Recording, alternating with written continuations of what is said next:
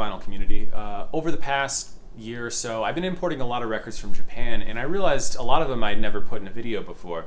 So I'm going to show some records and talk a little bit about them, and kind of take you on my journey through Japanese rock music that I've been kind of undergoing for the past year or so. And I'm actually going to start with a record that a lot of you may be familiar with, definitely the most familiar thing for the average listener on this list, and that is 1979's Yellow Magic Orchestra Solid State Survivor. This is the second record from the very groundbreaking electronic music trio known as Yellow Magic Orchestra that really were one of the pioneers of using synthesizers and drum machines and things like that in studio albums. Lots and lots of bands would take cues from Yellow Magic Orchestra throughout the 80s when synthesizer music became more mainstream. The pressing that I have is the second pressing, also from 1979.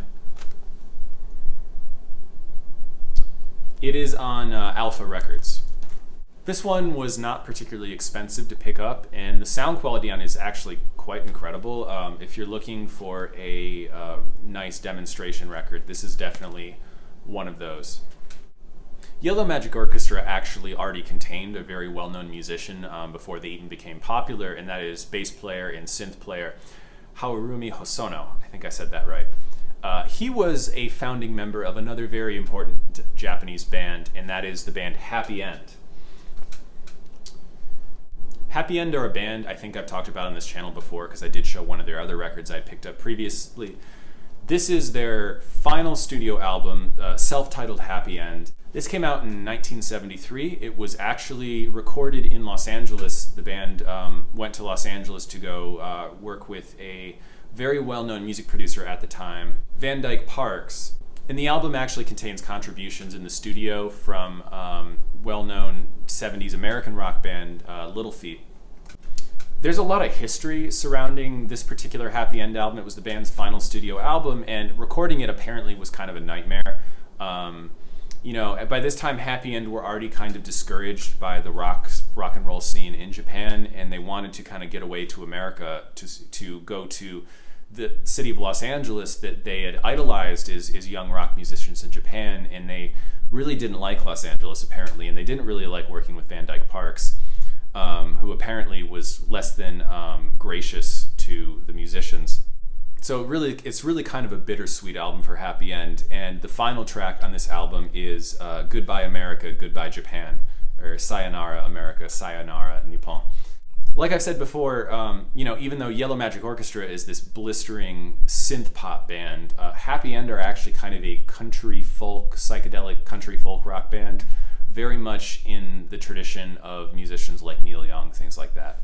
So if you like that kind of music, you'll probably like the music of Happy End.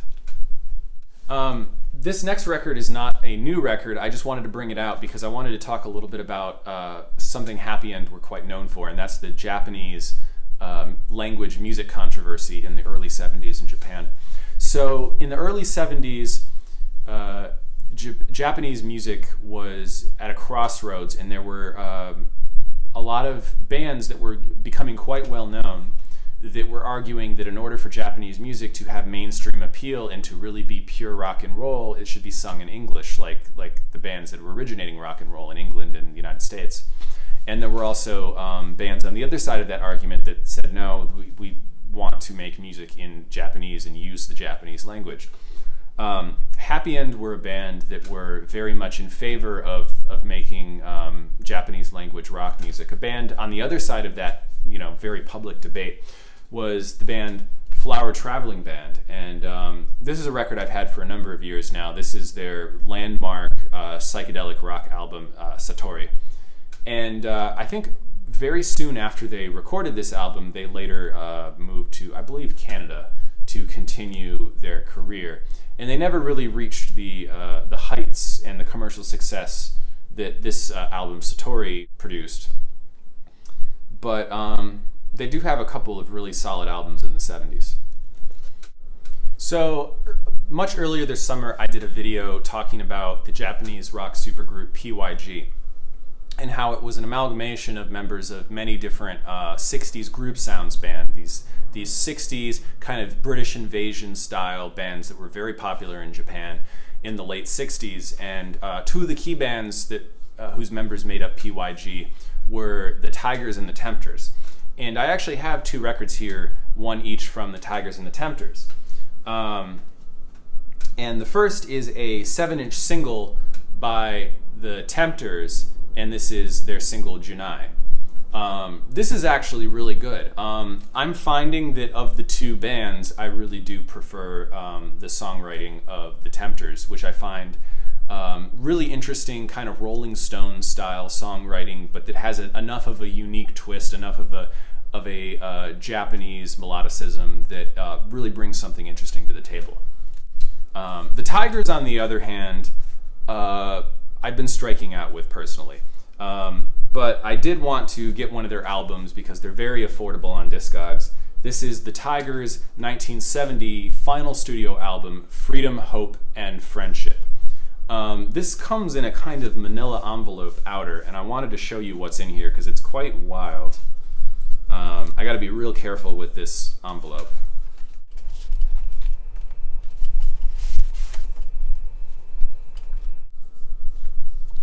So in here we have kind of a silkscreen print of the band,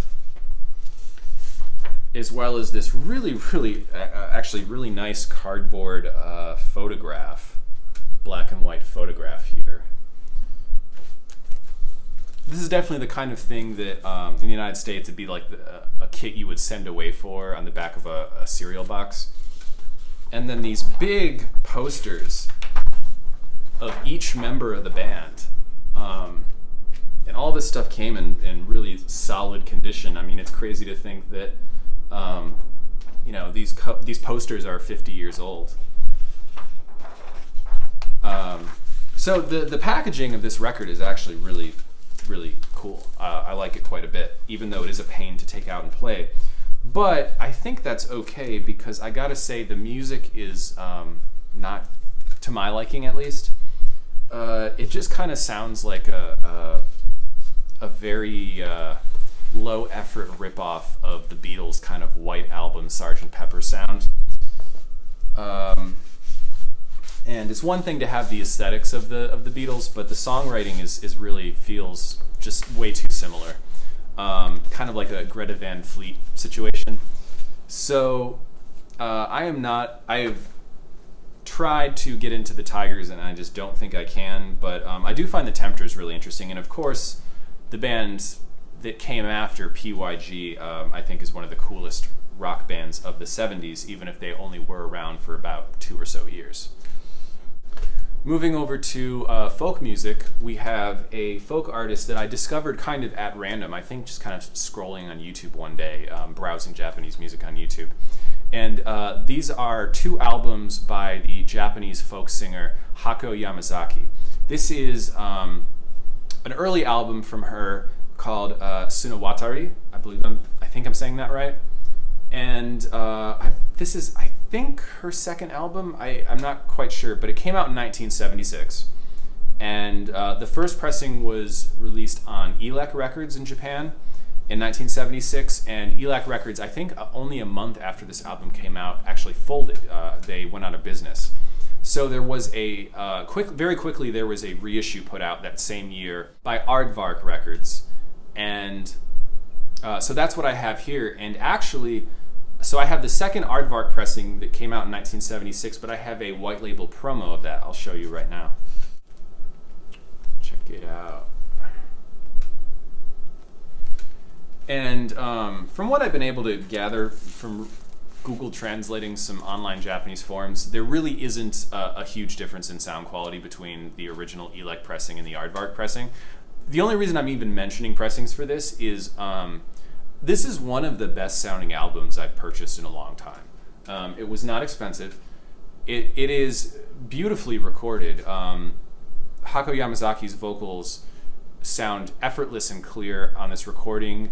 She's backed by some really nice playing, some very, tasteful added things like electric organ and bass and drums when necessary, but a lot of times the songwriting lets Hako take over just playing acoustic guitar by herself. So this came out in '76, and this was released when she was only 19 years old. Her singing style reminds me a lot of Joan Baez, where she just has this very high, very crystal clear, just absolutely gorgeous voice, where she's able to croon, you know, as gentle as possible and then really let out her power when she wants to. So I cannot recommend this album enough if you're at all interested in folk music and kind of folk rock, because there is some rock and roll in this, but very, you know, groovy rock, not anything hard hitting or blues oriented. So if you like any style of that kind of music, definitely check this out. The name of the album is Tsunawatari, and there's some really gut-wrenching ballads on this thing. I think one of my favorite ones on there is, the English translation is Help Me, and she actually sings it in English at some point, but the Japanese track list has a different name that I'm not going to try to butcher. So my enjoyment of that album led me to purchase her follow-up studio album, which I believe is pronounced Aiiro no Yuta, and this came out in 1977. It's in a similar vein. There's a little more of an acoustic style on this album than the previous one. Not as much, you know, electric organ or anything like that. This is also quite good. It's not, I don't like it as much as the previous album, but it's also quite excellent. And then these albums are not sought after. Hako Yamazaki has kind of fallen into obscurity, it seems like, but I think she was making a big name for herself in the mid-'70s when these albums came out. This is a completely different style of music, but I did pick up a rare compilation album from the '80s, Skull Thrash Zone Volume 1. This came out in 1987, and I picked this up because it has two very, very early tracks by the band X Japan, or as they were known back then, simply X. X Japan are, quite frankly, one of the largest rock bands to ever come out of Japan. You know, by the early 90s, they were selling out the Tokyo Dome and stadiums across Japan. And they even made an impact on an international scale, especially when they got back together in the early 2010s. I was fortunate enough to see them play Madison Square Gardens when I lived in New York, and that was quite a treat because they're very much like one of those like big stadium rock bands in a similar vein to bands like The Who and Queen, except they're much more rooted in Japanese thrash metal and glam metal than it is in late 70s stadium rock. Another cool thing is so all these are like thrash metal bands that were kind of on the underground in Japan in the mid to late 80s. And check out some of the band pictures on the back here. There is X, and they're definitely the most ornate of all the band photos. So yeah, this is really cool. The sound quality is really quite lo-fi, but it's just an interesting artifact because X Japan vinyl is very, very difficult to find. And this is one of the few things from their early days that you can get on vinyl, and B, is actually somewhat affordable. Because they're early 7 inches, I mean, they're like $500. It's ridiculous. This next band is a band from Japan that never got famous, but they did become very influential in the Japanese music scene, and that is the Japanese band called Jax. And I have here a 1976 repress of their 1968 breakout album, Vacant World. This is on Express Records. So Jax are a band that a lot of people in the VC would probably like if they listen to. The only way I can describe them is they're kind of the Japanese version of the Velvet Underground, especially this album, Vacant World. It's very eerie music. It's very psychedelic, but there's like some surf rock influences in there, and there's some jazz influences. It's just a really weird, interesting, eclectic album that was hugely influential on the Japanese underground. Original pressings of this album are almost unobtainium, but there are some reissues that are relatively accessible. And I also have Jack's second studio album, their final album, Super Session. And this is not quite as experimental as Vacant World. It's a little more straightforward blues rock, but it's still quite a nice album. The original album came out in 1969. This is a 1972 reissue, so it's a little closer to the original, but still not an original. Here's a picture of Jax on the rear cover. Staying in the late 60s, early 70s, I have kind of another interesting record. This is the debut solo album by the Japanese singer, actor, and entertainer known as Peter. The title of this album is Ushinawareta Shinwa, which I believe roughly translates to Lost Myth. Came out in 1970. So just a year before this, Peter had become kind of an underground celebrity in Japan from his work on the 1968 Japanese cult film Funeral Parade of Roses, which I have right here. The Japanese name is Baru no Soretsu, which, so in Japanese, Baru no Soretsu, I believe bara, it's kind of a double entendre because it's like flower or it can also be the term pansy, like a kind of a derogatory name for gay people in Japan. So the term is actually kind of a play on words. So it's like Funeral Parade of Roses, Funeral Parade of the Pansies. It's a very interesting piece of experimental cinema and queer cinema in late 60s Japan, and it's one of those films that, like, once you watch it, you have to go back and watch it again because it's just kind of like a mind fuck. But it was actually hugely influential when it came out because, from what I understand, it was actually a big influence on Stanley Kubrick for his production of A Clockwork Orange. So if you like A Clockwork Orange, you might like this movie. In it, Peter, whose album we are looking at, plays a transgender woman named Eddie who works at a underground gay bar in Tokyo, and the film actually follows a kind of reverse Oedipus Rex story mixed in with like rock and roll and psychedelia and like experimental cuts in cinema and distorted timeline. It's really one of those kooky late 60s art films, but it's very interesting. Peter is actually the most well-known as an entertainer for his appearance in the 1985 Akira Kurosawa movie Ran, where he plays the court jester to the king. I believe the role is Kiyoyama. But anyway, back to this album. So Peter was one of the first openly gay celebrities in Japan. There was really no one else in post-war Japan before him. At that time, Japanese society was deeply, deeply conservative. I don't think LGBT people in Japan have ever faced the kind of harsh violence that they've faced in some Western countries over the course of the 20th century. Because that type of super violent oppression is just not something that you see traditionally in Asian societies. It's a very, like, on the surface polite society, but that doesn't necessarily make the society less conservative. And so the idea that there was an openly gay entertainer in films and making albums was quite wild at the time. And I mean, just look at what he's wearing. Look at that back cover there. This is wild stuff for the time. So I bought this album out of curiosity because I'd seen Ron and I'd seen Funeral Parade of Roses, and I go, okay, like I wonder what his music's like, because it's just not even on YouTube. It's very difficult to find. Of course, you're searching the name Peter. It's very difficult to get accurate results. Unfortunately, the music's not very good. Peter has kind of a nice, surprising bass baritone, this nice kind of like crooner voice, but the songs on here are just kind of very banal, like lounge pop tunes, incredibly forgettable and not really worth the shipping cost, I gotta say. But it's just kind of cool for the novelty, just because he's such a unique figure in Japanese entertainment and music. Shifting directions a little bit, I got an album here from 1987. This is Unicorn's debut album, Boom.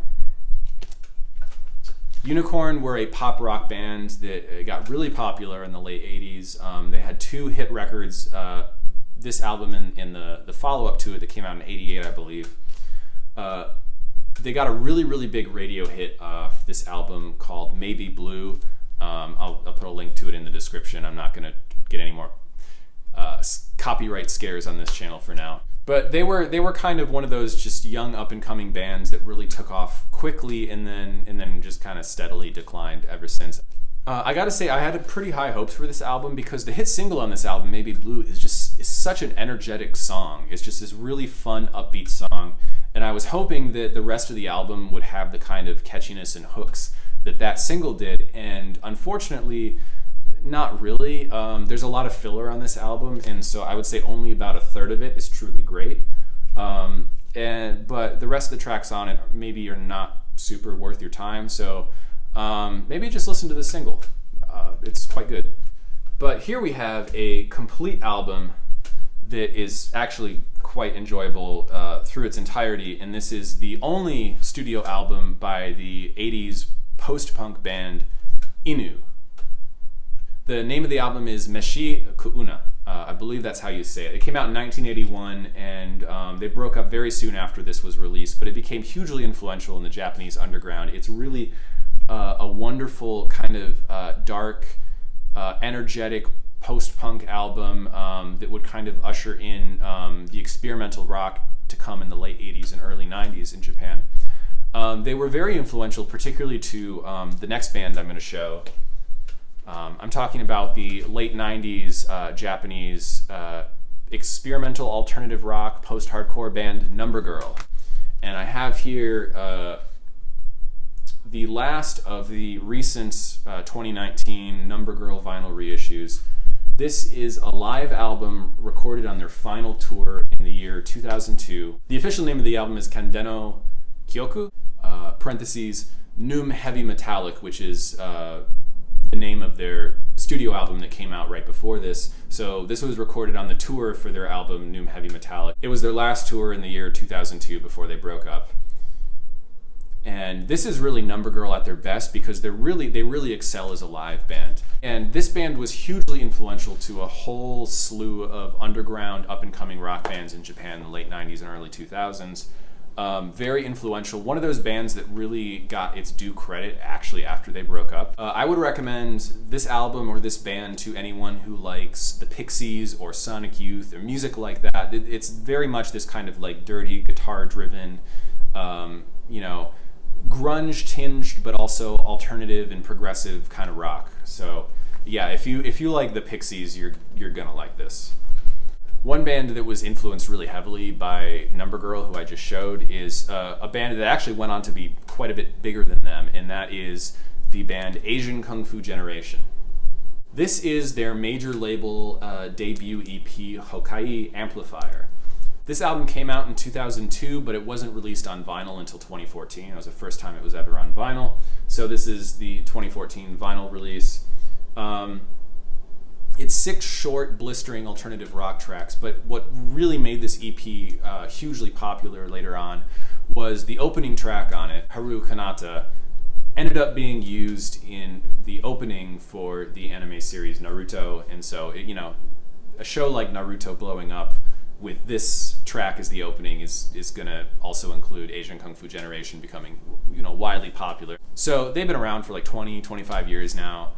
They're still putting out albums, but this was the album that kind of broke them into the mainstream. And in my opinion, this and their next full-length studio album is their best work. I really do like their early work the best. And finally, I think I've shown records from this band on here before, but I did finish the set on this band, and that is the 90s visual kei band Lunacy. Recently, last year, in 2019, the band put out a series of audiophile double 45 vinyl reissues of their early catalog. Actually, it was their entire catalog, everything except their debut album. I'm still kind of miffed they didn't put their debut album out on vinyl. But anyway, they did an audiophile set of these. Almost all the albums are at double 45 RPM albums, except for one, which was already a long album, so they did it in double 33. I don't remember offhand which one that was, but they really they were doing a great job with these. I bought the first 2 albums in the series, and I had finished my collection of them. We have here the 1996 album Style, the 1998 album Shine, and their final album before hiatus, 2000's Lunacy, but with a different spelling. Yeah, so I'm a big Lunacy fan. I think they're one of the best of the 90s visual kei bands. I think I've talked about them on here before, but yeah, so I'm super excited to now have their whole pre-hiatus discography, except for the debut album, which still is only available on CD, unfortunately. And I really wish they would put that on vinyl, because these vinyl reissues are the best versions of those albums that I've ever heard. Because I have the CDs, and the CDs don't sound nearly as good as these new double 45 remasterings. So yeah, thank you for letting me get a little nerdy with Japanese music here.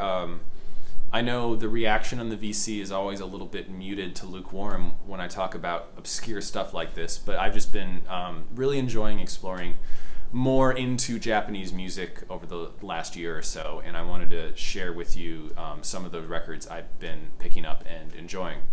So hopefully this will encourage you to kind of get out of our North American music-centered, English-speaking-centered comfort zone and explore some of the great music that, I mean, Japan is the second largest music market in the world.